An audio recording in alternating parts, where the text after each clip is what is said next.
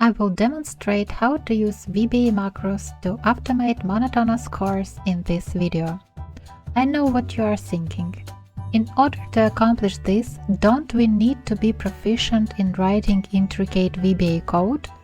The macro recorder allows us to build macros without having any prior understanding of VBA.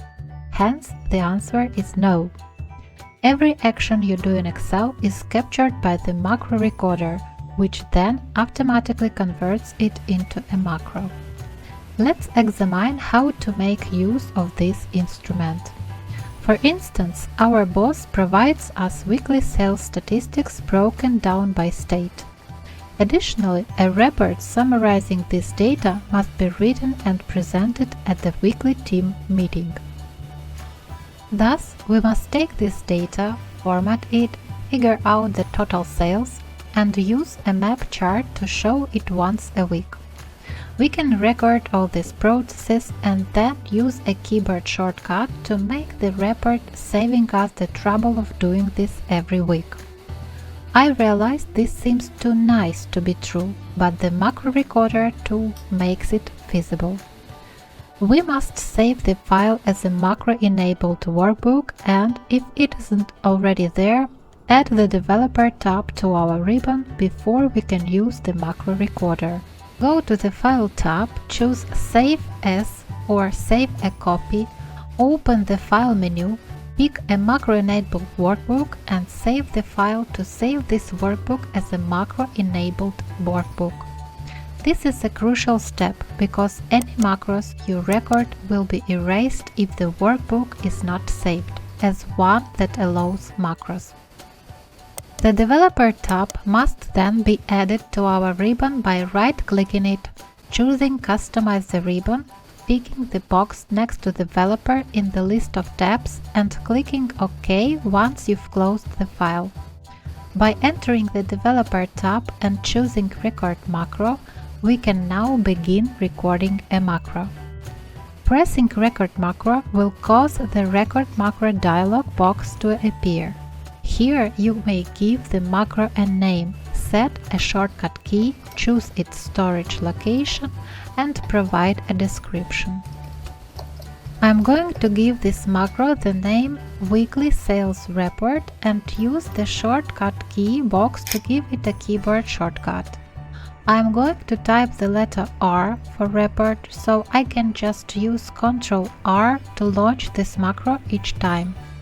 I'll tap OK to begin recording the macro after leaving everything else alone. It's crucial to remember that whatever you do in the worksheet is logged as soon as you click OK. To avoid inadvertently recording steps you don't require, in order to proceed, we must first prepare the data, compute the total sales, and add a map chart. Now let's get started. I'm going to prepare the data headers first, giving them borders, bolding, and blue highlight. I'm going to add borders to the remaining portion of the table after selecting the first column with Ctrl-Shift-Down arrow and adding outside borders. When recording a macro, it's crucial to always choose data with the keyboard shortcut rather than the mouse. I am going to do this again for the second column, adding the borders when I hit Ctrl-Shift-Down arrow once more. Now that the data is structured, I will enter total sales in cell B2 to determine the total sales above the data set. Next, I will use the sum function in cell C2 to add up the data in column C. To make the overall calculation look attractive, I'm also going to quickly format it. I will thus add outside borders to each cell, bold the values and highlight the cells in blue to match our data headers. Inserting the map chart is the final step. To build a dynamic range, I am going to pick the sales data by hitting Ctrl-Shift-Right arrow followed by down arrow. Select Field Map from the Maps drop-down menu by navigating to the Insert tab. Now that we have our map chart made, I will place it to the top of the worksheet and label it to make it obvious what week it is for. Alright, this appears quite nice. Finally, I will go to the View tab and uncheck the box next to the grid lines to tidy up the report by removing the grid lines from the spreadsheet. We can stop the recording by going back to the Developer tab and selecting Stop Recording rather than Record now that we've finished all the stages and are satisfied with the finished report.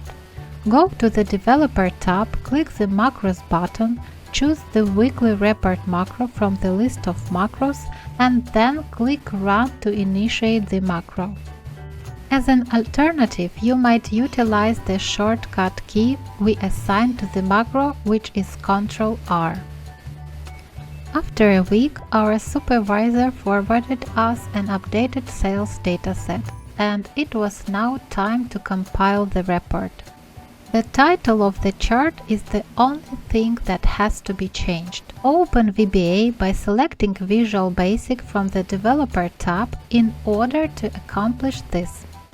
The macros code can then be viewed by selecting it from the Modules folder in the Project Explorer. Wherever the text string Week 2 appears in the code naming our chart, change it to range A1. Exit VBA and give it a try.